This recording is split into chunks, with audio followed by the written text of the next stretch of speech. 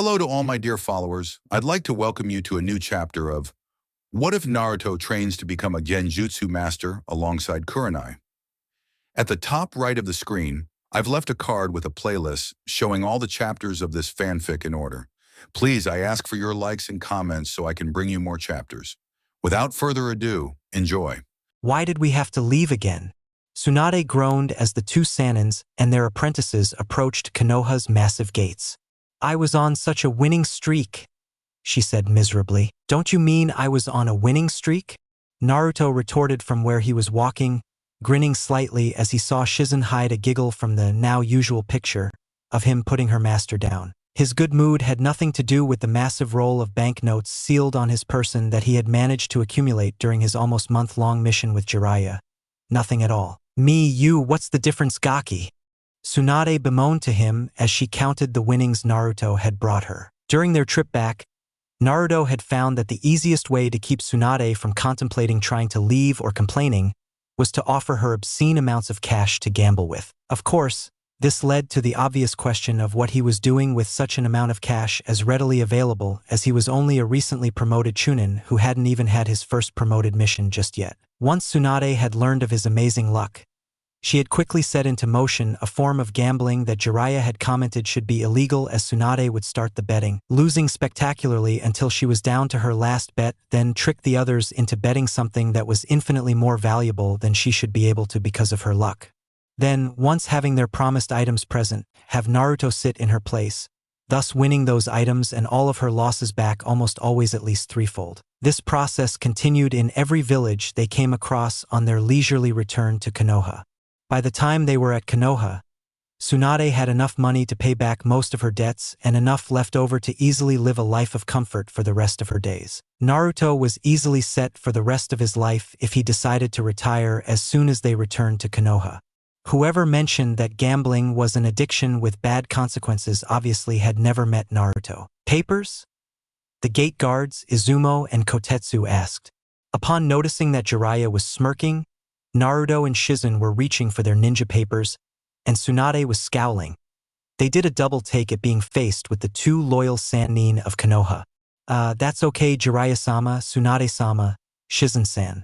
We don't need your papers. Welcome back, Izumo said as Naruto produced his papers. Kotetsu smirked. Please, Naruto, you think you need papers either?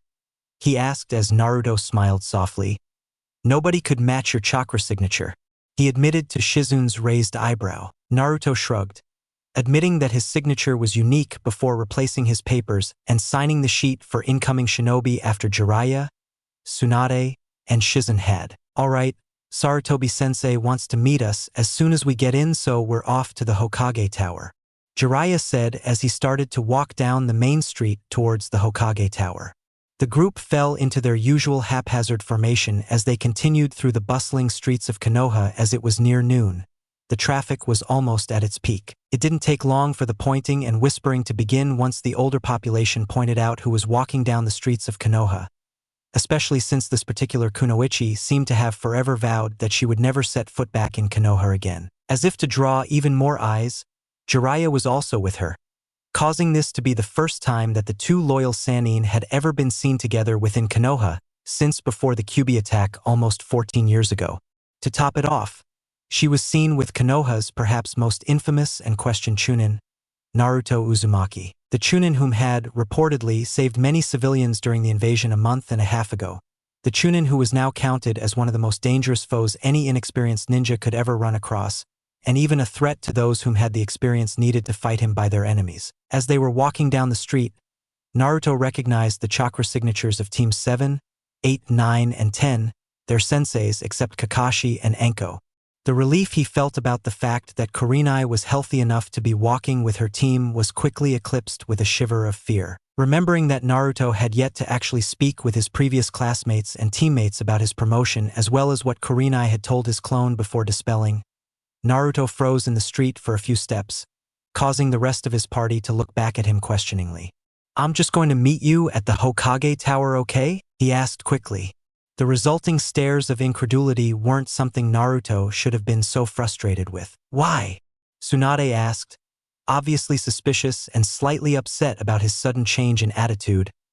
"We're almost there," she said as she waved at the tower, which was only a few blocks away. Naruto's eyes flickered to the street where he felt the teams were approaching from before answering. "I just remembered I had something to do real fast," he replied, his excuse sounding weak even to his own ears. "You can do that after we report to Sarutobi-sensei," Tsunade retorted hotly as she turned around heading towards their destination. "Now stop wasting my time and let's get this over with, so I can leave again." Naruto groaned slightly as he realized that trying to get away was no longer an option as the teams rounded the corner, and his eyes locked with Kurenai's own. The slight widening of her eyes indicated the surprise she must have felt, and Naruto shrunk in upon himself as her eyes narrowed slightly. He could feel Jiraiya's amused stare quickly turn upon him, as he saw why Naruto had wanted to avoid the confrontation. Tsunade blinked when she saw a group of people, obviously Jounin and their genin teams, turn towards them and quickly move past her. "Naruto!" The pink-haired young girl nearly screeched as she moved close to him with a slightly murderous expression. Tsunade was slightly surprised when she saw Naruto flinch slightly at the young girl's actions, but that turned into a bigger confusion when he didn't even bat an eye when she began to berate him for not talking to her since the Chunin exams. It almost seemed like she wasn't the reason he had flinched, and when his eyes flickered to the red-eyed beauty standing in the midst of the group, things became clear as to why he had initially flinched as Tsunade smirked at how the red-eyed beauty's eyes had narrowed. "Where the hell have you been, Naruto?" Sakura stormed at Naruto. Naruto was barely paying attention to her as he flicked his eyes to see Kurenai actually asking that same question, as was the rest of the group minus Tenten, who was staring at Tsunade. Naruto ignored the stream of babble that came from his former teammate as he saw Sasuke glare at him from his place in the street. He felt that former rage return, angry that Sasuke had tried to kill him. He was glad that Jiraiya took that as a sign to step in. "He was with me on a mission," Jiraiya said, grabbing the attention of the entire group of ninja, as if they only just now realized they were in the presence of the two loyal Sannin of Konoha. "It is a pleasure to see you again, Tsunade-sama. Welcome back," Asuma said as he stepped forward. "Asuma, right?" she asked. "You sure have grown up since I left," she said as she eyed the sash hung around his waist. Asuma nodded slightly as he smiled. Tsunade kept Kurenai in her gaze as she turned to the group as a whole. "Guy, I should commend you on your genins showing within the Chunin exams," she said. Her eyes flickered to Naruto. The story sounded most enlightening. She smiled lightly as Guy let forth a bright smile, which was mirrored by Tenten and Lee, but Niji only allowed a small smile to grace his lips. "Yash! We must celebrate my team's flames of youth," Guy exclaimed, but Tsunade had already turned away. "Though your teams didn't do quite as well, I heard that they worked together admirably. Congratulations, Yuhi-san." "Asuma," she commented. Shizune and Jiraiya were looking at her oddly. Tsunade didn't normally give out praises lightly, and the fact she was giving small praises, based on Naruto's stories, was slightly suspicious to the two who knew her best. Kurenai and Asuma both smiled, noting the happy expressions on their team's faces from being complimented on by a Sannin. Naruto and Jiraiya immediately noticed the superior smirk that played at Sasuke's lips. It was obvious to those three that he expected to get complimented on as well.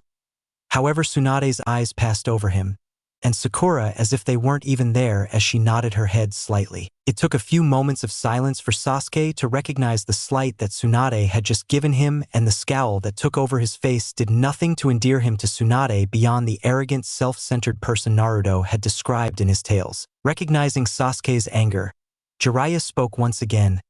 "Sarutobi-sensei really is expecting us," he said as he gently put a hand on Tsunade's shoulder to steer her away from the sulking teenager before a slight could be given. "I'll give Naruto to you in a few hours, Kurenai," he said over his shoulder as four of them departed. Naruto quietly sighed in relief as he realized that he had come out of his encounter with his former teammates unscathed, but he felt a shiver run down his spine as he detected Kurenai's eyes on his retreating back. Scene break. In short order, Tsunade, Shizune, Jiraiya, and Naruto all entered the Hokage's office and were soon under privacy seals to ensure their talks remained sealed as Jiraiya and Naruto began to tell of their short travels, leaving out the gambling, but the glare that Jiraiya sent Sarutobi when he mentioned about having to teach Naruto about the birds and bees easily told them that Jiraiya wasn't finished talking about that subject just yet. It quickly crested when they told of how they had tracked down Tsunade, and the events were explained from all 4 points to the elderly Hokage. To summarize, Jiraiya and Naruto spent 3 weeks searching for Tsunade, during which time Jiraiya gave Naruto a very important talk that he should have received in the academy. Right? Sarutobi asked to Jiraiya, and Naruto's nods. Once you found Tsunade, you discovered that Orochimaru had made contact with her, Naruto fought with her, and then made a bet with her about him mastering the Rasengan in 3 days, correct? He asked as he received nods in answer again. Finally, Naruto managed to complete the Rasengan as Tsunade and Shizen engaged Orochimaru and this Kabuto, even as Jiraiya went and got Naruto to join in the fight. Once Jiraiya and Naruto arrived, Naruto proceeded to fight and almost kill Kabuto with his Rasengan as Jiraiya engaged Orochimaru while Shizune and Tsunade were incapacitated. Once Tsunade snapped out of it, Orochimaru fled with the barely alive Kabuto. Does that cover everything? Sarutobi asked in a weary voice. Everything of importance, Sarutobi-sensei. Jiraiya admitted. The Hokage seemed to shrink in upon himself as he listened to that. A sigh of relief passed through his lips as he looked up from his chair. Thank you, Jiraiya Naruto-kun. You have done your village a great service by bringing its next Hokage to her home. Sarutobi ignored the snort that came from Tsunade's direction as he smiled lightly. You will receive the payment for an A-rank mission for this mission. Sarutobi turned to the only Chunin in the room and smiled lightly. I would make it an S-rank, if only to see the reactions of the populous Naruto-kun. Sarutobi grinned as Naruto frowned slightly. However, Jiraiya was on the mission and the level of danger was reduced with him being in your presence. Should anyone else have been with you besides myself, I would be forced to give you that distinction. Naruto shook his head. Then I'm glad Jiraiya was there. So many people can't even wrap their heads around the fact I had an A-rank as a genin. Naruto pointedly ignored the looks of barely disguised shock and curiosity on Tsunade and Shizen's faces. Besides, I can only imagine what is going to happen once Kurenai-sensei and Yoshino-chan hear about this. Naruto admitted with a slight shiver. Jiraiya and Sarutobi shared in his shiver as the 3 men thought about the wrath that they might be subject to in short order. Tsunade grinned as she watched the 3 men quake and almost instantly decided she needed to meet with these women whom were capable of making these men quake in their boots. Especially if they could make Naruto quake. Yes, well, the Hokage trailed off slightly as he grinned slightly. I'll leave them to you then.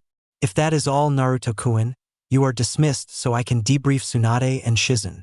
He finished in his business voice. Naruto nodded and moved to leave the room when Tsunade's hand reached out and stopped him. He looked up at her in confusion as she grinned at him. Since Jiraiya's done flapping his gums, she said, her usual bluster showing through as Jiraiya sputtered in protest. I have my own questions before Naruto can leave. Sarutobi looked slightly alarmed, though only Jiraiya and Tsunade seemed to know why his confusion appeared on Naruto and Shizen's faces. Perhaps we should allow young Naruto time to rest before he began. Nope. See, Naruto told me a lot of stuff on the way back to here, and I was quite put out by most of it, Tsunade said as she cut off her sensei's words. Besides, if I'm to become Hokage, as you want, I think you might want to indulge me, she said. Though her words were light, her tone showed it was less a suggestion and more of a threat that if she didn't get what she wanted, she wasn't going to stay. After all, she had only bet she was going to come back, not that she would stay. Sighing, Sarutobi motioned for her to go ahead. First off, where the hell is Kakashi? She asked. Her sensei blinked before settling back in his chair. Kakashi-kun is currently resting in the hospital awaiting treatment for mental strain as he attempted to fight Uchiha Itachi and suffered for his attempts, informed the Hokage. Tsunade nodded. Good. I have a few choice words for him when we're done here. Sarutobi winced and Naruto couldn't help but notice that Jiraiya was, instead of following his sensei's lead, looking slightly grim yet happy about her words. Secondly, what the hell is wrong with you? She asked as she narrowed her eyes at Sarutobi. You let the academy go to shit. You let the civilians run all over someone who should be protected, and you let Genin continue on a higher rank mission with no backup whatsoever. She listed off as she glared at him. Sarutobi sighed again, one of age and weariness before steepling his fingers in front of himself. I have had to make many concessions for the village after the Kyuubi attack dash. Bullshit, called out Tsunade as Naruto blinked. You don't have to make any concessions to the civilians, and the academy is run by the Hokage. You have final say in all matters pertaining to the future learning of the forces you command. The civilians aren't needed to maintain this village. The Fire Lord would easily have supported you had you collaborated with him instead of trying to handle everything yourself. Tsunade stated factually. Naruto looked up at her in slight surprise as he finally saw what Jiraiya said about Tsunade being the only one who could currently take the hat sitting on his Gigi's head. While he knew about her relations to the previous Hokages, he didn't know how she could speak so easily about matters that seemed more political in nature. Tsunade had been more forward and, dare he say it out loud, brutish in the time he had known her, so the fact that she may be able to deal with all of the subterfuge that politics required seemed odd as compared to the image she had in his mind. Konoha has always been more a civilian than military establishment, but that doesn't mean the civilians run anything that isn't allowed to them by those that protect them. It basically says so in Konoha's charter, and the charter has allowances within it so that you could request more funds from the Fire Lord when the civilian population dropped off. There was no reason for any of what you just said. Tsunade wasn't pulling any punches. We'll get back to that. How about Naruto's first mission? I'm sure the demon brothers were found before Naruto reached Wave, and even if they hadn't been, they were found before Naruto's second fight with Zabuza. They were known associates of the Demon of the Mist, so why didn't you send any backup? She asked. I didn't think it was necessary. Sarutobi admitted quickly. Kakashi-kun was an ex-ANBU captain, only out of service for a few months before this to prepare for his team. His skills were nothing to scoff at, and he was always capable of taking care of multiple opponents easily. If Kakashi-kun decided that the mission was still able to be accomplished with just himself, his team, and no backup, I didn't feel the need to question his judgment. Tsunade paused for a moment, looking at her sensei before she decided something. Naruto idly wondered if her conclusion of the Wave mission that Naruto had been on was the same as his, since he had recently wondered about what she had just asked about. Namely, why didn't they receive backup? I think I should go see the hospital and deal with Hitaki's injuries. Tsunade glared at her sensei. While I'm here, I'm going to oversee the hospital and we'll be talking about what I have heard, sensei. Even if I don't stay, you have to do a better job, she said as she turned and proceeded out of the room. Shizune Naruto, she barked, and both the apprentices jumped slightly as they followed the Sannin out of the room, leaving Jiraiya to turn to his sensei with a serious expression that had the Sandaime sighing in weariness. Scene break. Once they were outside of the tower, Tsunade turned to Naruto. The serious expression that had been on her face faded into a slightly tender look along with a glint of mischievousness that had Naruto grinning slightly. So, Naruto, what are you going to do now? She asked. Naruto shrugged his shoulders. I was probably going home to take a shower then eat lunch before trying to find Kurenai-sensei, he replied as he turned towards his own home. I'll see you around, he said over his shoulder. It took him almost 5 steps to notice that Tsunade and Shizune were following him down the street. He didn't pause as he looked at them questioningly. Tsunade shrugged as she continued following him through the village, but he could feel her tense slightly as he passed into the red light district. Naruto himself felt slightly relieved that it was just before lunch and that most of the women whom were out on the streets in the later hours were safely sleeping the day away, because he didn't know if he could ignore them now that he knew exactly what they had been alluding to and offering since before he was a ninja. That talk with Jiraiya had changed his views about these women, not in a bad way. He didn't even think that their profession was disgusting, as some men apparently did, just another way for them to make a living. Though he hoped none of them did it because they were forced to, Jiraiya hadn't avoided mentioning what might have led to women being forced into this occupation.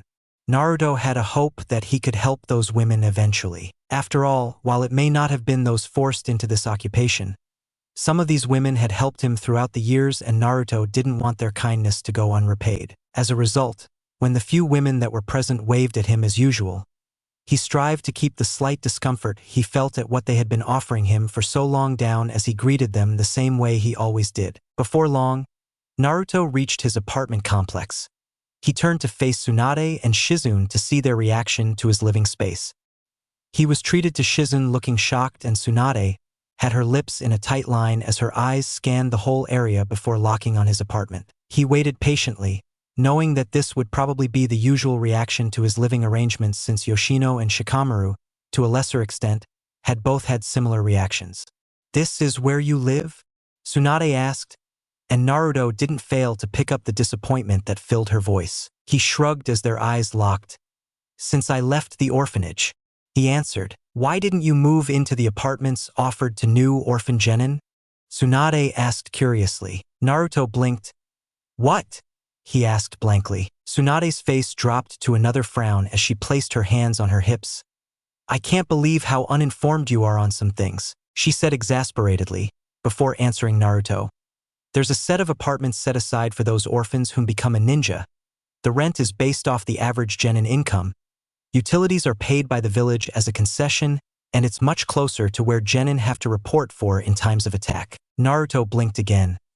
I was never offered the chance and I didn't know about them, he said as he thought back to when he was a new genin to see if he hadn't just thrown away any papers he should have looked through. He quickly decided he wouldn't have thrown that type of offer away hastily since, even though he loved his current house, the place had never been completely safe and he had tried looking for a better place to live before giving up on it a few years ago. Tsunade's frown increased. Sarutobi-sensei is the one who should have told you about it, but Kakashi should have at least mentioned it to you when he saw where you were living. It didn't take long to notice that Tsunade's displeasure with the village was growing. The odd thing was, Naruto could see that she wasn't contemplating these problems as if they were something that she couldn't or wouldn't do anything about. If anything, she seemed like she was taking note of everything that was wrong in order to. Are you really going to take the hat from Gigi? Naruto asked with a raised eyebrow. Tsunade eyed him quickly before scoffing. As if, there is no way that I would ever take that hat, she said. Shizune and Naruto shared a glance before Shizune giggled slightly and Tsunade's puffed-out chest deflated slightly. When you take the hat, can I look at the Hokage library? Naruto asked cheekily with a grin. Tsunade puffed out a sigh as she smiled slightly. I still don't know if I'm going to take it, brat. Naruto bristled but didn't say anything. I just don't like how much has changed, and not for the better, she said as her eyes wandered to the Hokage monument. Not only has the village that my grandfather and uncle built fallen since its creation, but Sarutobi-sensei has as well. I thought I was past the stage in my life when I realized that some ideals were unbreakable, but the fact that I expected Sarutobi-sensei to do so much more, and he didn't, is disconcerting. Naruto blinked and Shizune looked at her master with concern. A tense silence filled the air before, Wow! I didn't know you were such a philosopher, Naruto said with a grin, but the sparkle in his eye told Tsunade that he understood what she was saying, even if only slightly. Tsunade smirked. I didn't know you could use a 4-syllable word, brat, she remarked. Naruto shook his head slightly before moving towards his apartment. You two are welcome to come inside as I freshen up, if you like, he offered. The two medics shared a small look before they both nodded to him and followed him inside. Scene break. It was a short while later that Naruto, Tsunade, and Shizune were stepping back outside Naruto's apartment. It was when they reached the street that Naruto paused to think of what he wanted for lunch when he was struck with his previous ramen addiction. He smiled as he thought of the noodles he once thought were so heavenly. While he still enjoyed ramen as one of his favorite foods, probably even still his favorite, he had avoided it since starting his career except for that one failed attempt to reconnect with the food on his date with Ino. With this thought came a sense of guilt as he realized how horribly he had treated Ayam for her attempt at harmless teasing. It wasn't her fault that he had been so confused and disappointed with the date. She didn't deserve the way he had talked to her or the way he had left and never returned to apologize. He quickly resolved to apologize to Ayam as soon as possible, which led to him turning to his companions with an idea for lunch. I want ramen for lunch. Is that okay with you too? He asked. Tsunade and Shizune both looked at each other before shrugging. Sure, Naruto. Shizune responded as she looked down. Oh, Taunton, where did you go? She asked as she bent down and picked up the familiar pig that had been flitting in and out of their presence since Naruto had met Tsunade. Naruto shrugged at the pig's appearance before motioning them to follow him towards the main road.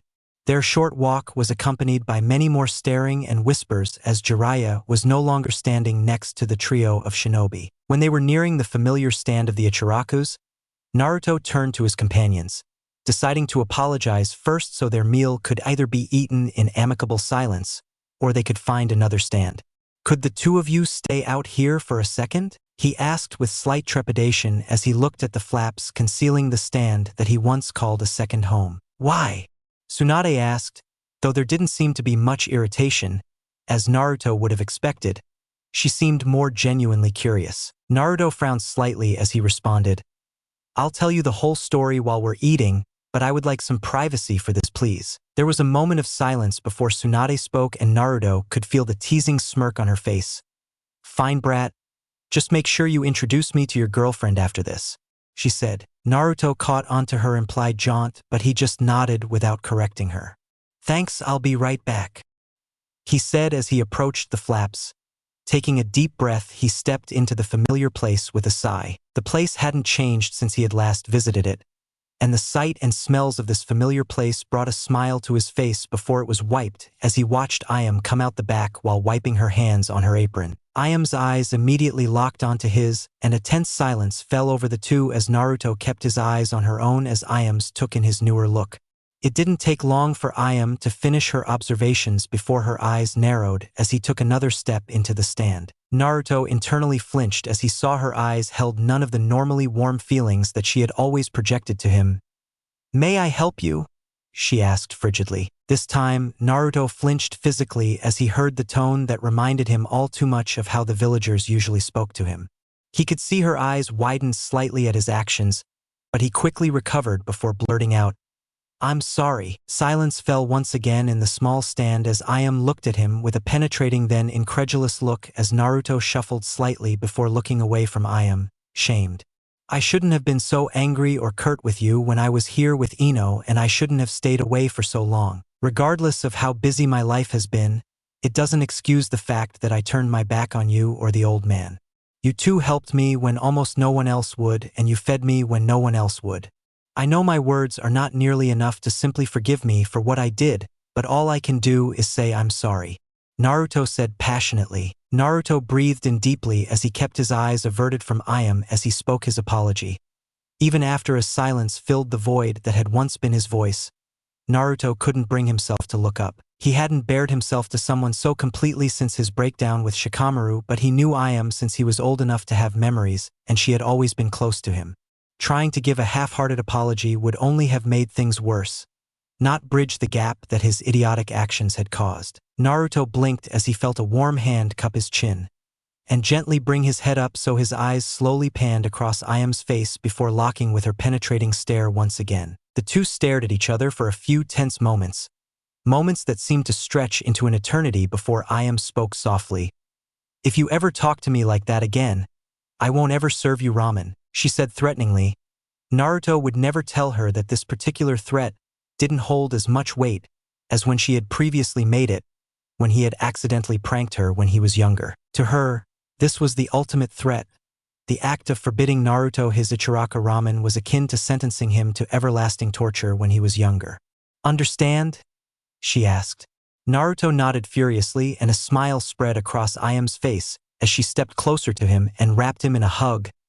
I've missed you, Naruto-kun. Naruto shivered slightly as he felt the tension drain from him, and he smiled as he wrapped his own arms around Ayam.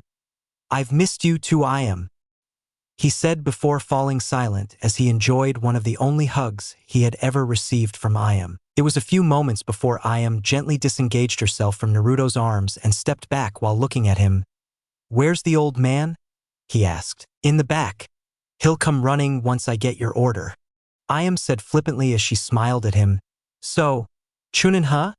She asked while fingering his vest. Naruto nodded. I've got some company today too.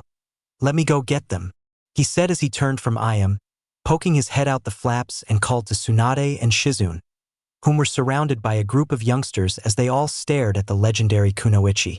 Tsunade, Shizune, come on, he said once their attention had been caught as he heard Ayam gasp slightly behind him. He smirked slightly as he saw Ayam attempt to smooth out her apron and work clothes as she hurried back behind the counter of the little stand.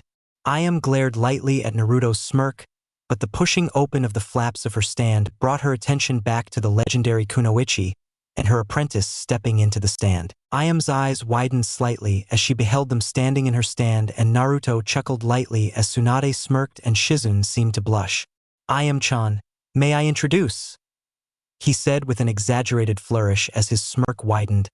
Tsunade, the slug princess, and her apprentice, Shizun, he said as he watched Tsunade roll her eyes at his obvious poking fun of Ayam. Oh, stop it, Naruto, Tsunade said as she took a seat, followed closely by Shizun and Naruto as she turned to Ayam.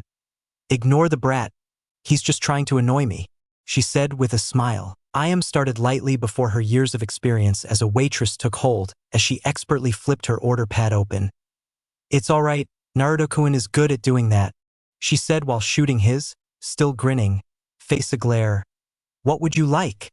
She asked. A shrimp ramen with some boiled eggs and some Naruto, Tsunade said as she shot a grin at Naruto. Naruto scowled. It spelled maelstrom. He muttered to himself as Tsunade smirked while Ayam and Shizun giggled. I'll have the same, Shizun said. Ayam turned to Naruto with a smirk as she saw him still pouting slightly, then he brightened. I'll take 3 miso, 2 shrimp and 1 pork, all with boiled eggs and green onions, he said as his eyes twinkled. Ayam nodded and turned to place the order when Naruto spoke again. And make them all Naruto size, he said as he grinned. Ayam nodded her head and Naruto could feel the smile on her lips as she wrote on her pad before placing the order sheet on the small window leading to the back. Order pickup? Ayam said as she turned her back to the window, purposely blocking Naruto from sight as her father stepped forward and grabbed the order. Both Shizun and Tsunade had raised eyebrows as they saw the wide grin on both Ayam and Naruto's faces before they heard an exclamation from the back of the stand, and Ichiraku himself came out of the back with eyes locked on his own daughter's grinning visage, then sliding them over to the grinning blonde in the stand. Naruto, you little brat. Where the hell have you been? Ichiraku yelled, but the smile on his daughter's face must have been an indication that Naruto had already apologized, as he was grinning widely even as he voiced the question while simultaneously stepping around the counter to wrap the younger man in a hug. Naruto chuckled. It's a bit of a long story and I owe Tsunade a story before I can tell you it, but I'll make sure to relate all of it later, okay? He said as he hugged the older man fiercely. While Naruto was sure that Ichiraku didn't like being pushed to the side again, he had promised Tsunade the story of his date before he had come in here. He also knew that Ichiraku knew Naruto had just promised to come back at some point to meet with him. That was enough for now. Well, I better get to making that ramen. It's good seeing you again, Naruto, Ichiraku said as he stepped away from the smiling young man and disappeared into the back again. So, Naruto Ayam started in and Naruto wound up, starting with his tale about a month into his training. He told them of how Kurenai had helped him, glossing over most of the details as he didn't want them to know exactly how he had trained just yet. Tsunade knew most of the information leading up to his date, which he had avoided mentioning so he could avoid the embarrassment that went along with it, but he didn't do so this time. He made sure to explain exactly what happened at the little escape that all of the genin had went to, and then what happened when he met Ino's father. He apologized once again as he went over what happened at the little stand, then plowed on to when Ino asked about their mission and her immediate jump to Sasuke's prowess, and finished with saying that he had merely dropped her off quickly then headed home. Oh, Naruto. Ayam shook her head as she looked at him. That must have been one of the worst first dates I've ever heard of, she said piteously. Naruto flinched. I don't mean on your point. There just didn't seem like anything went your way. I can understand how cold and angry you were even by the time you reached here, she said. I'm still sorry, Naruto muttered again. And I forgive you. Will you please stop apologizing? Ayam said as she reached across the counter and gripped his hand. I understand and I don't hold you as completely responsible. I just hope your next date isn't so bad, she said. Naruto, surprisingly, managed to keep his blush off his face as the picnic he had shared with Kurenai floated to the top of his mind. So do I, Naruto said. The rest of their meal was eaten in silence, and, when they had finished, Tsunade and Shizun got Naruto to escort them to the hospital before leaving them there to heal his former team leader. Scene break. Naruto contemplated where he might find Kurenai now, when it was a little after normal lunchtime. He knew she wouldn't be at her house. She would probably be either eating with her team or training them. If she was having lunch, which Naruto thought was easier to check than the many training grounds, and then she would probably be at the dango place she had told him about. Naruto, with his decision made, leapt up to the rooftops of Konoha to make his way over to the district which housed the small dango shop. It took little time for Naruto, traveling like a ninja, To get to the street he recognized from Kurenai's explanation. Naruto dropped to the street and began a leisurely stroll towards the other end of the street so he could find the shop. The whispers following him had increased, but the overall feel of them was more curious than demeaning, which heartened Naruto. Naruto recognized the little shop relatively fast, and Naruto, instead of trying to spot her in the cramped small shop, closed his eyes, focusing on his sensor. It didn't take long before he realized that she was not here, and he quickly decided that she must have finished lunch already while heading back to training for her team. He decided he was going to go relax at his house until Kurenai let her team go, sometime in the afternoon, and then he was going to try to meet her at her apartment. He was about to leap to the rooftops once again when he felt a familiar chakra presence creep up upon him. "Hello, Anko-chan," Naruto said as he felt her arm land on his shoulder. Honestly, this woman was creepy as hell, but he did know she was friends with Kurenai, hence he was never going to shy away from her. The fact he could sense a small portion of what felt like Orochimaru on her did cause him to tense slightly, however. Anko pouted behind him. "Hello, Naruto," she purred to him as she draped herself around his shoulders. She was every bit the seductress she displayed herself to be. Naruto could already feel his body reacting to her presence as she used her veritable assets to stimulate him. Regardless, Naruto wasn't interested in her, despite his reaction. "Is there something you need, Anko-chan?" he asked politely. He did remember her help on his mission, so he wasn't going to be mean to the woman. She just unnerved him sometimes is all. "Ah, does Naruto not want to spend time with his Anko-chan?" she asked with a severe lip pout. Naruto grinned as he looked at her attempt to make fun of him. Naruto doesn't know if Anko wants to spend time with him, since she just dropped out of the sky without so much as a please. He retorted back at her. Anko's pout dropped as she smiled at him. "Well then, would Naruto like to join his Anko-chan for a dango lunch?" she asked happily. "Which, of course, he will pay for?" she said with a glint to her eyes. Now, Naruto had been warned about Anko's obsession with dango, so he was rather sure this was a setup that Anko was planning, but he just grinned as he looked at her. "Sure," he said as he moved towards the shop in front of him and opened the door for her. "Ladies first," he said with a wave, still grinning at her. Her eyes twinkled as she moved into the shop. "Such a gentleman," she purred as she ran her hand down his arm before moving into the shop and picking a table for the two of them to sit at. Naruto sat across from her and looked at her as she eagerly flagged down a waitress to take their order. 5 orders of dango and a pitcher of sake. Chilled. She looked over at Naruto, who waved to her for his order, and she nodded before sending the waitress off. "So, Naruto, what brings you to my humble shop?" she asked. Naruto shrugged. "I was trying to meet Kurenai-sensei before she went back to training her team. I think she's kinda mad at me for leaving so soon after our last mission," he answered as he relaxed in the chair. Anko raised an eyebrow. "Why would she be mad about that? I mean, it's not like you got out one day then left the next," she commented as she looked for her order of food. As such, she missed Naruto's sheepish expression. However, she didn't miss how he didn't immediately deny her statement, which brought her incredulous eyes to his face. "You didn't, did you?" she asked with that note of incredulity in her voice. Naruto sighed before.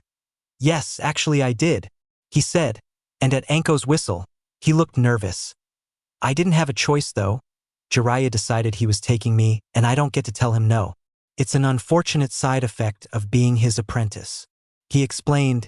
Even though Jiraiya hadn't stated that he was forced to come along, it was implied. As such, Naruto felt no qualms in placing the blame directly on his master's shoulders, especially if it got him out of trouble with his girlfriend. Anko looked at him with a lidded look for a few moments before shrugging. "I think Kure-chan is still going to be upset," she said as she looked down at the steaming plate of dango that was placed before her. She thanked the waitress before turning back to Naruto. "When Kure-chan worries about people, it's usually a bit over the top, but it's always for a good reason. She's probably worried that you weren't fully recovered," she said as she ate. Naruto had to admit that's exactly what he was afraid of. If she brought that up to him, he couldn't actually say he was completely healed when he left. This conversation with his girlfriend was turning out to look like it would be unpleasant, and he hadn't even talked to her since almost a month ago. "How long were you gone for anyways?" Anko asked. A sudden thoughtful expression crossed her face as she apparently dug into her memories. I can't remember seeing you around for the past month, she said. Naruto's weak frown was Anko's answer, and her eyes widened slightly as she took another dango ball into her mouth, chewing it thoughtfully before washing it down with sake. Naruto watched her quietly, trying to figure out what she was going to say, but her next words left him afraid. Well, you're fucked, she said. Naruto's shoulders fell. Well, thanks for the vote of confidence, he muttered to her. Anko shrugged. If you want support, go find your friends. I'm just a comrade, and I'm gonna tell you like it is. If you don't want Kurenai just blowing up at you when you see her, you better figure out something drastic, like getting her to kiss her boyfriend before you actually let her get started on her lecture. Otherwise, you're in for a nice lecture, then the cold shoulder for a few days, Anko said with a grin. Naruto blinked and then bristled slightly. Any idea where I might find this boyfriend then? He asked, and surprisingly, he could only detect a hint of jealousy in his voice. I could really use his help. Anko eyed him for a moment, and Naruto almost felt that she had heard the jealousy, before she shrugged yet again. Nope, far as I know. She doesn't have one, so you're shit out of luck, Naruto, she said. Naruto slumped slightly in relief before he faced Anko. Well, I better go get some rest in before I get my ear talked off. I'll see you later, Anko-chan. Thanks for the help, he said as he pulled out a roll of ryu, making Anko's eyes bulge. He smirked at her face before laying a generous amount on the table before standing and exiting the store. He sighed lightly, running a hand through his hair before leaping to the rooftops, intent on a few hours of rest before he tried to appease his girlfriend's concerns. Naruto looked at the clock on his wall again before deciding he would leave and head to Kurenai's apartment so she wouldn't find him here. He didn't want her to be looking for him. He had spent most of the day just relaxing, enjoying being back in his own home and without any pressing needs, barring his probably annoyed girlfriend. It was the first time since the Chunin exams that he wasn't on a mission or being forced into doing something when he really just wanted to relax in his own home. Naruto stood and made his way to his door, slipping on his sandals and then slipping out of his door while locking it. He quickly leapt to the rooftops to head to Kurenai's apartment. While he traveled, he went back over his conversation with Anko in his mind and sighed, hoping Kurenai wasn't as angry as Anko had made it sound. He also hoped the explanation he had prepared, mainly pointing her towards Jiraiya, would appease her. He really didn't want to spend the next few days without her affections. It had been almost a month since he had seen her, and the newfound closeness they had before he left was something he had missed rather desperately. It was the newness of the feeling that Naruto thought intensified it. While Naruto was lost in his thoughts, he had slipped into Kurenai's apartment complex. He blinked as he found her door standing before him. He closed his eyes, stretching his senses to extend into her apartment to see if she was home yet, but it was obvious she wasn't in there after a few seconds' search. He did, however, feel her chakra signature move into the foyer of her complex. He took a deep breath as he felt her move up the stairs and turned to face her as she crested the steps with a small frown on her face. She immediately noticed him standing there, but the frown on her face increased only slightly as she moved towards him. Naruto couldn't help but admire her form, something he could appreciate a bit more since he now knew exactly how tempting her body really was. He also knew exactly how she affected him now. She walked past him and her normal scent assaulted his nose. He breathed deeply again before letting it all out in a sigh as she unlocked her door. She didn't say a word as she looked back at him and motioned for him to follow her into her apartment. Naruto gulped slightly before he stepped past her and into the lit living room he remembered. He took his sandals off and stepped further inside as Kurenai moved past him. Walking towards the kitchen, "Tea?"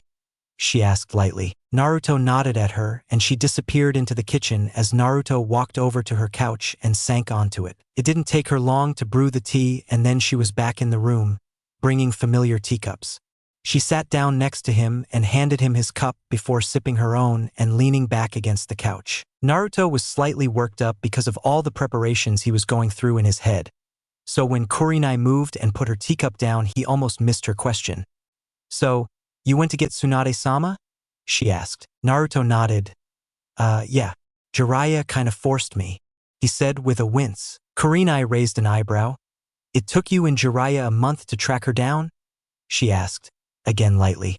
Naruto was slightly surprised she didn't seem angry, though the tone of her voice was off, as if she were straining from doing something she really wanted to do. Again, Naruto nodded. Well, she has evaded Sandaime-sama many times before. I guess that isn't much of a surprise. She commented as she sat back against her sofa again. Naruto figured now was as good a time as any. I'm sorry, he said, and Kurenai blinked at him. He stumbled in his words a bit before regaining his tongue. I didn't mean to leave so soon, but Jiraiya just showed up and then herded me out the city without so much as 30 minutes to pack and say goodbye. I shouldn't have left you, so you have a right to be angry, but Naruto was stopped with a finger to his lips, a finger that sent a pleasurable tingle throughout his whole body. He looked at Kurenai with a question in his eyes as she looked at him lovingly. Naruto, I'm not angry, she said, though the strained tone in her voice became more pronounced. She sighed as she removed her finger and allowed Naruto to sit back as she looked up at the ceiling. I'm not angry, she repeated almost to herself. I'm frustrated that after such a mission, you were thrust so fast into another one. According to regulations, you should have had a week to recuperate before being allowed light training and missions, she said. Naruto raised an eyebrow, looking at Kurenai with a slightly surprised expression, and she giggled lightly. I'll admit that I'm frustrated with the fact that we were getting closer, and then you disappeared for almost a month, but it's not like we can change our lives just because we got together. We are ninja first, she said, though the frown on her lips caused Naruto to believe she really did wish she could change their lives to make it so they could spend more time together. Although, she narrowed her eyes at him with a small smile on her face to show she was serious but also teasing. I don't want you to send a clone to tell me you're leaving. Either come yourself or send a summon with a letter after you stop traveling. It's either you yourself or your words, not a fake. Okay, she said, and Naruto shook his head at the madness that came from his girlfriend's mouth, but he smiled while nodding his head at her. So, we're okay? He asked timidly. There isn't a problem? He asked, and Kurenai's smile answered his insecurities. He let out a sigh of relief and collapsed against the back of her sofa. Kurenai giggled at his expression. That's such a relief. I thought you were mad at me, he said. Kurenai smirked at him, and that triggered a thought in his head as he sat up straight. Damn it, Anko. You knew she wasn't angry, didn't you? He said as his own eyes narrowed. Kurenai blinked. When did you see Anko? She's the one who kept pestering me about you, Kurenai said. Naruto's eyes darkened, and he immediately began planning a prank back on the kunoichi, who had gotten him to pay for her lunch while working him all up about Kurenai's response tonight. Lunch? She had me pay for her dango, Naruto replied. Kurenai then stifled a giggle before she burst out laughing at her boyfriend. Naruto was a little miffed at that, but the sound of her melodious laughter left him with little to do but to watch as her eyes twinkled and her body heaved from trying to get her air. Kurenai giggled a bit more before she moved closer to Naruto, letting her upper body rest against his chiseled one. Naruto stiffened slightly as her hot breath washed over his ear. Well, I think my boyfriend deserves a reward for being so good to my friend, she said, and she smiled as she saw him shiver. Don't you, Naruto? She said before placing a feather-light kiss underneath his ear. Naruto groaned lightly as he turned his head and crashed his lips to his girlfriend's. It had been too long since he had been able to kiss his girlfriend, Naruto decided almost as soon as their lips came into contact. He really liked the way she massaged his lips before her tongue darted from behind her teeth and licked at his bottom lip. He grinned slightly as his own tongue responded, wrapping around hers and massaging it lightly before he pulled away from her and delighted in the moan her pulled from her body. Naruto felt his body respond to her actions as his hands shot out, grasping her waist between his two hands, her own wrapped into his long hair, pulling his open mouth to hers as they continued their kissing session. Naruto could feel a tension in the air he was unaware of before. It charged the air like chakra, making the room warmer than before. He shivered lightly as he felt Kurenai's hands run down his back and begin to rub his muscles. He opened his eyes to see Kurenai's red orbs were hidden behind her closed lids. He followed this lead and closed his eyes too as his hands moved up her body, tracing the contours of her hips, to the slim waist that brought him up near her breasts. He paused momentarily. He, for the first time, desperately wanted to touch those globes of flesh that men thought so highly of. He wanted to feel Kurenai's body writhing beneath him in what Jiraiya had called ecstasy. But he didn't want to push Kurenai, he wanted her comfortable with everything they did. That was one thing Jiraiya expressly stated: never go beyond what a woman is willing to do. So, Naruto pushed down his desire to fondle Kurenai and moved his hands up her sides, then back down to her waist, continuing this motion to arouse her further, but never did he touch her other than her sides. Kurenai and Naruto spent a lot of time that night, reaffirming the closeness they had shared after his near-death experience. Scene break. It was almost a month later that Naruto felt was one of the most trying times of his life, while being the best time of his short life so far. On one hand, he was able to spend copious amounts of time with his girlfriend, both intimate and for training. He was also spending a lot of time with Shikamaru's family in the afternoons before he, occasionally, joined Kurenai at her apartment for what usually ended in a heavy makeout session. Jiraiya hadn't really shown up much, appearing for a few days about 2 weeks ago before he ghosted away from Konoha again. Shikamaru and his friendship had solidified into a very relaxed relationship where they were capable of being without contact for months before speaking again, and still being able to hold a conversation without any awkwardness. Naruto thought Shikamaru would keep him as a friend if only to play against someone in shogi who made him think but didn't always beat him. It was also during this time that Naruto introduced Shikamaru to Ayame, and Ayame got the full story of what had happened to Naruto up until this point. He did note that Ayame and Shikamaru were pretty friendly after that, sometimes finding the shadow user in the stand before he dropped by just to say hi. Tsunade had taken the reins of the village easily, though no one knew it was actually Tsunade who was leading the village since Sarutobi and Tsunade made out an agreement, one which Naruto learned of from Tsunade. She had told him that she was not impressed with the village and wanted to do a bit of digging around before being stuck behind the desk. She was set to take the reins tomorrow. The civilians had already held a party in her honor when the announcement was made, so she officially started her job as Hokage tomorrow, allowing the Sandaime to put his hat up for, hopefully, the final time. Shizune and Tsunade had the hospital up and running more efficient than ever. Naruto had actually heard nurses and doctors complaining because of the strict practices Shizune was now enforcing, with Tsunade's backing. Of course, that apparently didn't help Kakashi very much since he was still laid up in the hospital for almost a week before he was discharged with a medical light training regimen for 2 more weeks. Naruto had chuckled when he heard the story about this because it actually came about from Tsunade burning Kakashi's adult book in front of him for not listening to her when she was talking to him. Naruto had enjoyed the training he had gotten back into after almost 2 months straight of missions. He had especially enjoyed the more in-depth discussions and attempts at Genjutsu he and Kurenai managed to have during these training sessions. Naruto crept quietly up behind Kurenai, using all of his years of pranking ANBU to good use as he carefully moved closer to his sensei. A twitch from Kurenai's finger had Naruto pausing, but Kurenai's head didn't move, so Naruto moved forward again. Fingering a kunai, he leapt and placed it about Kurenai's neck, his other arm encircling her body so she couldn't use her arms to make him break his lock. Naruto fought the smile that threatened to break across his face as he tilted Kurenai's head back, giving him greater access to her neck. It was a few seconds later that Naruto felt Kurenai's chakra pulse, and her red eyes seemed to focus in on his own cold blue ones. "I win," Naruto said with complete seriousness. It was a few seconds later, as Naruto felt Kurenai's muscles tense to take stock of her situation, when Naruto felt her relax completely in his embrace. "You do," she said, her submission obvious as she was not struggling any longer. It was only after Naruto hesitantly removed his kunai and moved away from his sensei did he allow the smile that threatened to split his face to be shown. Kurenai returned his smile with one of her own. The reason for Naruto's elation was the reason Kurenai was so happy for him as well. It was the first time that Naruto had managed to catch Kurenai in a Genjutsu long enough for him to place a killing blow upon her. Most of the time, Naruto's Genjutsu wouldn't last very long on Kurenai. Previous to this stretch of training, his record was about 1 second. Naruto had been quite surprised the first time he had cast a Genjutsu at Kurenai this time around. He had managed to keep her in it almost 5 seconds at the beginning, while long enough for him to kill her if he rushed. He wanted a better time. Just recently, he had managed to keep her in it a full minute before she broke it, plenty of time for someone to kill her. "Well, this is the last time that we will fight each other with strictly Genjutsu, Naruto," she said to Naruto's smiling visage. His smile dropped immediately.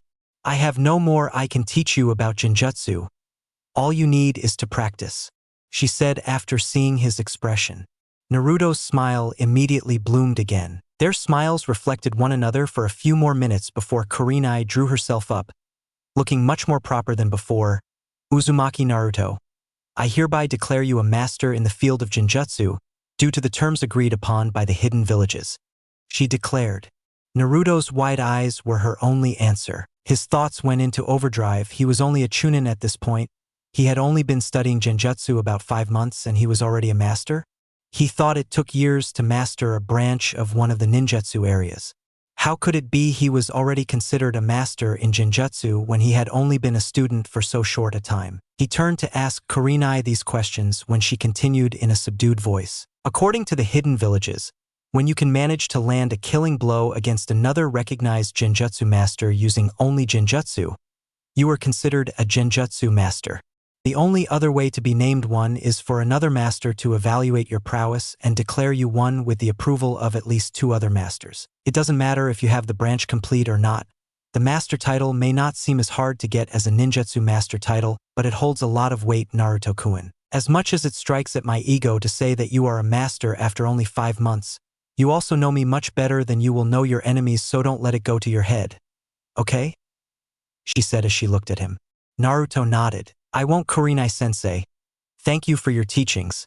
I'm very sure that it would have taken me much longer to master Genjutsu without your help, and I will never forget your teachings, he said as he bowed low to his sensei. Kurenai smiled brightly at him as he straightened up. And I thank you, Naruto, for learning the branch of Genjutsu and using it so effectively up until now. You have earned this and I am proud to call myself your teacher. And now, she said as her smile widened just slightly more, you're equal in the field of Genjutsu, she said, and Naruto's smile widened as well.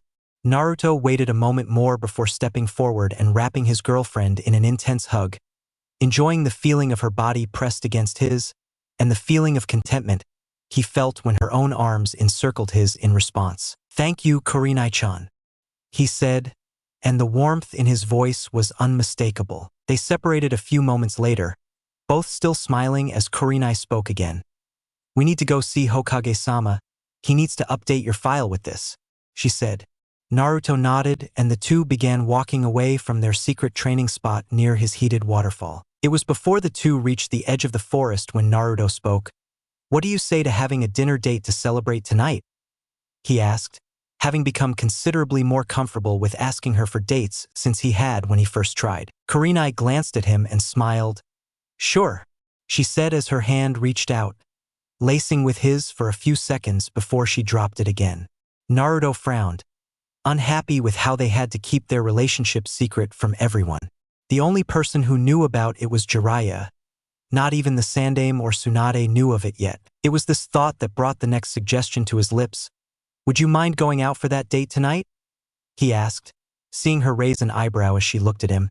He knew she was still against them being seen in public as a couple. I mean, I want to introduce you to Ayam and Tucci. They own Ichiraku Ramen and I really want you to meet them. They were the ones who fed me when I didn't really have the money, he said, laying it on a bit thick and hoping he could get her to agree. Kurenai bit her lip. Her red eyes darted to his own before they retreated to the sky. She kept silent for a few more minutes as they walked towards the edge of the wood. I would like to meet them, Naruto-kun, she said, and Naruto's budding smile was her reward. But I'm still not comfortable being introduced as your girlfriend. I wanted to wait for another year if you don't mind, she said. Her nervous habit showed as she looked at him.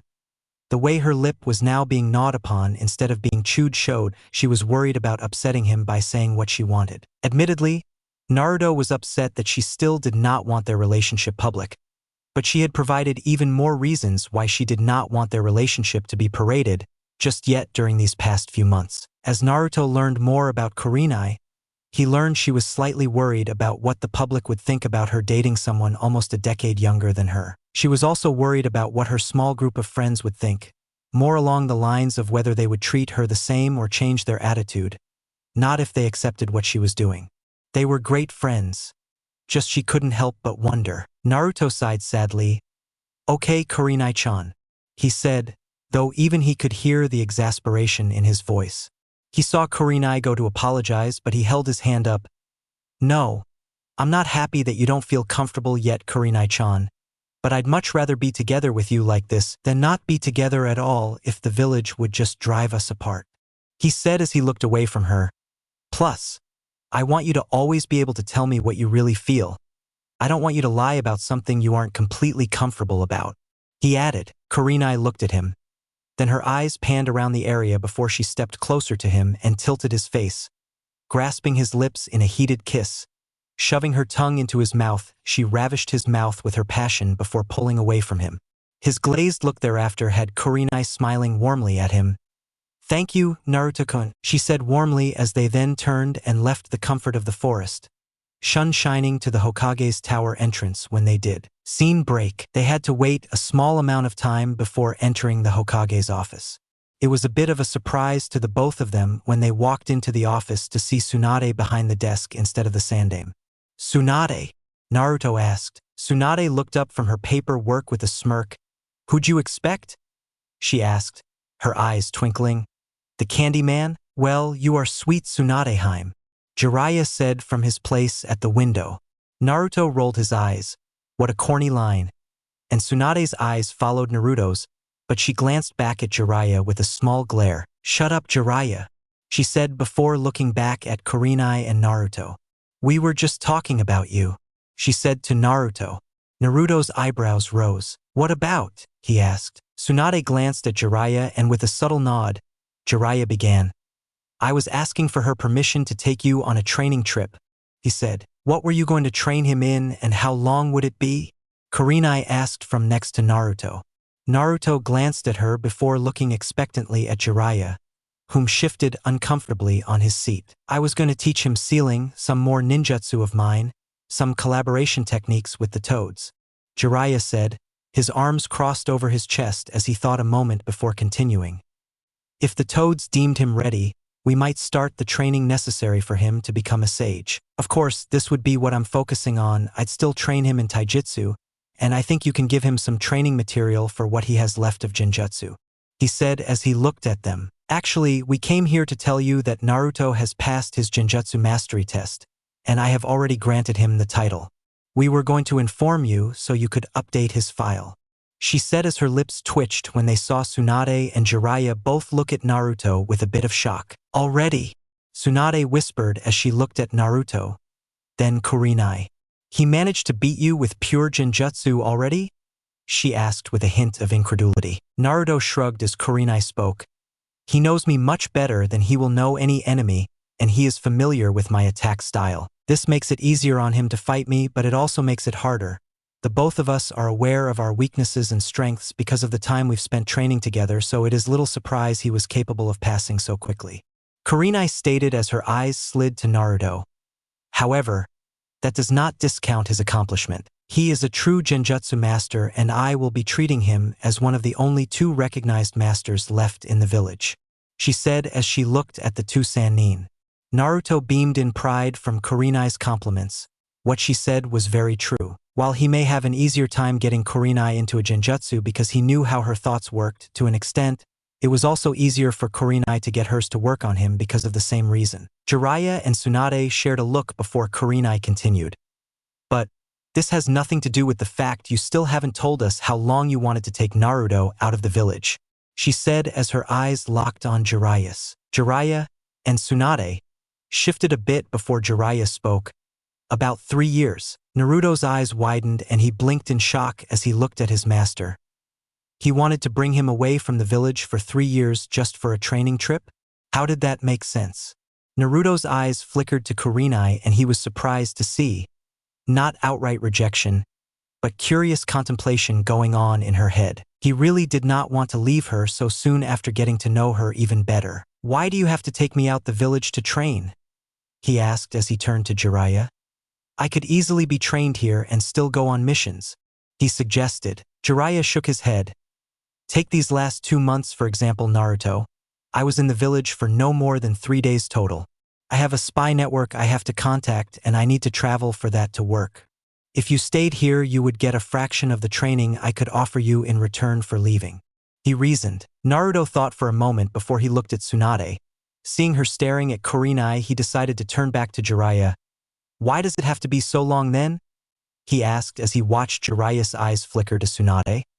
"My training couldn't possibly last for 3 years straight," he said. "Normally, I would tell you that 3 years is enough to get you to Jonin status, but with the way you soak up techniques, I'm pretty sure the old pervert here could have you giving even him a run for his money," Tsunade said as her eyes finally left Kurenai's. "There's another reason you want Naruto to leave the village," Kurenai finally said as she looked at the two Sannin. To their credit, they are both experienced and legendary shinobi in their own rights, but Kurenai and Naruto were both observant. So, it was only the smallest of signs as Tsunade rolled her shoulder back and Jiraiya twirled the pencil in his hand that had both of them narrowing their eyes at the Sannin. "So?" Kurenai pressed. Knowing they had been found out, Tsunade sighed before placing her fingers in front of her and began. "There is an organization that is trying to collect the bijou," she said, which caught the immediate attention of both shinobi. "They call themselves Akatsuki, and we have no idea what they want with the bijou other than they are tracking down the Jinchuriki and trying to obtain them." Tsunade sighed lightly before continuing. "We know that all of their members are S-ranked and highly dangerous beings. Itachi and Kisame," Naruto said as his eyes widened, a piece of a puzzle snapping into place in his head. "That's why they showed up at the hotel.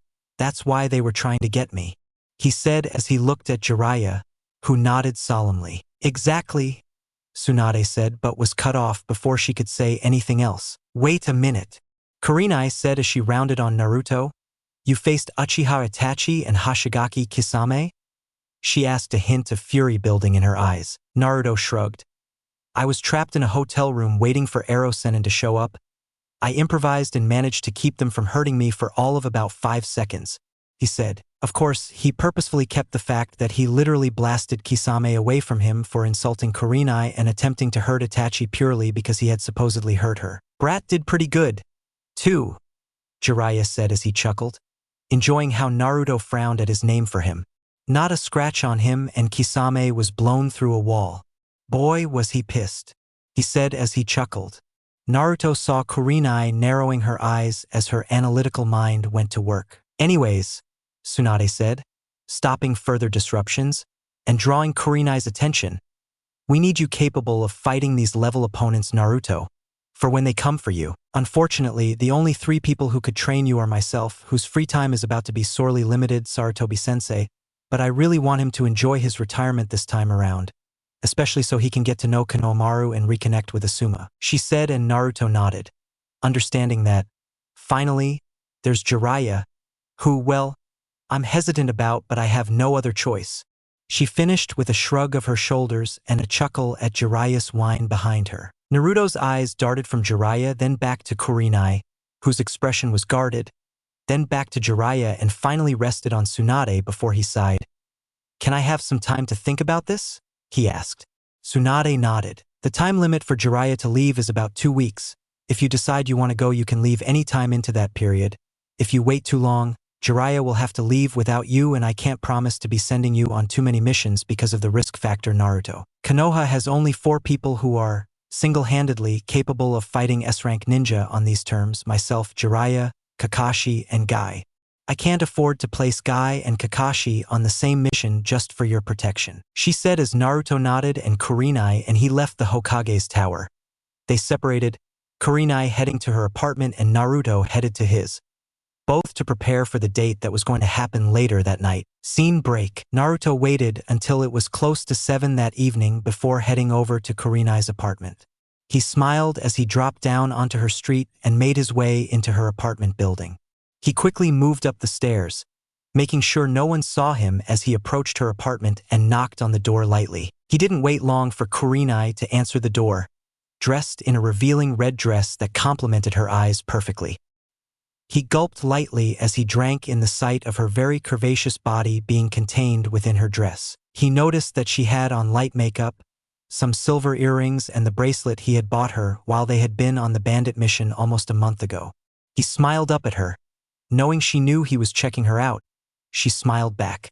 "Good evening, Kurenai-chan," he said. "You look absolutely stunning tonight." He enjoyed the light giggle she gave in return for his compliment, and enjoyed the fact her eyes roved his body just as much as she responded. "Why thank you, Naruto-kun," she said with a lilting quality to her voice. "I must say you look rather dashing tonight as well." She paused a moment, letting Naruto's smile increase slightly before stepping to the side. "Won't you come in?" she asked, waving Naruto into her apartment. "Pardon the intrusion," he said politely as he stepped into her foyer, removing his shoes before following his beautiful companion to her dining room. He waited for her to seat herself before he even moved towards his seat. He was slightly surprised when she waved him into his seat. "Dinner's not quite ready, Naruto-kun," she informed him as she stepped towards the doorway which led to her kitchen. "Please wait a few minutes more." Naruto nodded and took his seat. His eyes followed his girlfriend until she disappeared into her kitchen. He shivered lightly, feeling a thrill run through him as he thought of Kurenai as his girlfriend. It surprised him. After almost 3 months of being in a relationship with Kurenai, the thrill and excitement he had felt from first becoming her boyfriend, along with the sensations she caused throughout his body, had not dulled. If anything, Naruto felt that they had increased in intensity. His desire for her touch, her scent, or even just for the sight of her had not waned at all. He still felt his heart catch in his chest when she smiled at him. He still felt his breath hitch when she caught his gaze from across a room. His stomach did back flips to the tune of her laughter. His knees grew weak when she sent him that smoldering look that always ended in a kiss that curled his toes. His tongue always licked his lips when she leaned in for a kiss. His eyes glazed when she touched him and his mind fogged when she kissed him. Naruto knew without a doubt he was hooked on Kurenai, and he knew he could do nothing to escape her grasp, even if he wanted to. His body responded to her unlike anyone he had ever met or even fantasized about. As Naruto came to this realization, he watched as Kurenai came out of her kitchen carrying the food for the dinner that they were to share. When she set the food down, Naruto's eyebrows rose as he looked at the food in slight surprise. "Kushiyaki?" he asked. Kurenai smiled at him and nodded her head as she sat down across from him. "Would you like to know what is for dessert?" she asked mischievously. Naruto smiled lightly. "Would I be wrong in assuming Kasudara?" he asked. Kurenai smirked lightly as she served herself. "You'll just have to wait and see," she said, but Naruto knew he was right. Why Kurenai would recreate their first date's food was a bit confusing, but Naruto wasn't complaining, especially when he tasted her food and found that he liked it even better than his own. Their meal was passed in a comfortable silence, the both of them sharing glances and enjoying each other's company as they ate. Dessert turned out to be the Kasudara that Naruto had guessed, leading Naruto to smirk at Kurenai's smiling face. Kurenai set a single piece of cake on a saucer and pulled 2 forks from her side of the table before approaching Naruto's seat, sitting next to him and placing the cake in front of the both of them. She seemed a little hesitant but took her fork, putting a piece of the cake on it before turning to Naruto, offering the piece with her fork and a look in her eyes. Naruto smiled at her before opening his mouth and eating the piece from her fork with relish. He smiled at her when he finished. "It's delicious, Kurenai-chan. Thank you," he said before he grabbed his own fork and cut a piece, holding it out for her just like she had for him. She smiled demurely as she opened her mouth and ate the piece much like he had. When she was finished, she smiled at him. "Thank you," she whispered quietly, seemingly enhancing the intimacy of the moment as she quietly managed to put another piece on her fork and offer it to him. The couple continued this form of feeding their partners, identical smiles on each other's faces, and a tingling in the air from the intimacy of the experience. The cake piece was soon polished off and Naruto glanced at the dishes before looking back at Kurenai, whom was placing her fork back down on the table. He took advantage of her slight distraction and leaned forward, pressing his lips to hers as soon as she turned back to him. Kurenai was surprised for all of a second before returning his passionate kiss with fervor, the both of them nipping at each other's lips, seeing whom would grant the other access first. Naruto smiled as Kurenai pulled away from him a few minutes later, her lips full and pouty, just as they always turned out when they wound up kissing from his passionate response to her. Because neither of them had won their little kissing game, Kurenai smirked at him. "As much as I like that," she said as she placed a small and chaste kiss on his lips, "we really need to clean up before we can get our treats for the night." she said as she moved to stand. Naruto grinned, standing behind her and moving with her until she was clear of the table. He quickly formed his cross-handed seal, making 3 clones whom shot him a small glare of envy before moving towards the dishes on the table as he swept Kurenai off her feet. Kurenai let out a short yelp and threw her hands around his neck as her legs were cradled by his arms. Naruto grinned down at her. "Now, where to my queen?" he asked cheekily. Kurenai blew the single piece of her unruly raven locks out of her face as she looked at him. She eyed him briefly before leaning up and pressing her lips to his in another kiss that left Naruto rather cross-eyed as he looked down at the coy smile she was giving him after retreating. "The couch seems to be very comfortable," she said as way of answering, and Naruto nodded, remembering how much time he had spent on her couch in the past few months in kissing bliss, as he had dubbed his many makeout sessions with Kurenai. He took little time in getting to the couch, laying her onto the plush cushions so he could sit next to her and still have easy access to her. He sat next to her, his lips reclaiming hers as she leaned against him, pressing her generous chest against his chiseled one, with a small moan that Naruto had become accustomed to in the past month. He smiled into their kiss, which allowed Kurenai's probing tongue to slip past his lips and crash against his teeth until her hands found his sensitive spot on his back. He arched his own back in response, pressing himself against her in a pleasurable melding of flesh as his own mouth let loose a moan that was infinitely deeper yet no less arousing to his partner. Her tongue slipped past his teeth and attacked his own, massaging it as they had done countless times before. He fought back subconsciously as his hands went to her delectable body, grasping her around the back and rubbing into the sensitive skin that her dress left to the air. He enjoyed the fact that her whole back was free for his exploration. He had often had to work his way past bra straps and simply run his hands over her clothes, but the skin-to-skin contact that her dress allowed certainly enhanced their intimate touches. Naruto felt like electric shocks ran through his body as she arched into him again from his massaging of her back. He felt her wonderful breasts straining against his own chest and, not for the first time, desperately wished that he could cup and caress those wonderful globes of flesh. He tried to strangle that want though, still too uncertain to go farther than just kissing with his girlfriend. His left hand went down her back, stopping just above her bum, caressing her skin lightly before tracing back up her side, purposefully avoiding the skin he really wanted to touch in order to avoid angering his girlfriend. He was slightly surprised when he felt Kurenai pull away from him. Her head was thrown back in a throaty moan that had his member swelling immediately from the sight of his girlfriend in such a pose. The expanse of neck and skin that she showed were incredibly sexy. Before he knew what he was doing, Naruto's head shot forward, his lips latching onto Kurenai's throbbing jugular and sucking harshly. His blood raced in time with hers as he heard her practically mewl like a cat under his mouth. He drew back from her neck but didn't move away from her skin, as he wanted to continue hearing those sounds from her. His lips ghosted over her creamy skin. He closed his eyes as he felt his stomach clench when he placed another light kiss on her neck, and she responded just as he had hoped, with a groan of pleasure that had blood rushing from his head and down to his member. His mouth moved to her earlobe, placing a kiss directly below her ear had her body shivering below him, and his hands moved in concert, rubbing all of the sensitive spots that he had found over the past month, leaving Kurenai to writhe beneath his fingers, almost as if she were his instrument and he the master. His confidence boosted.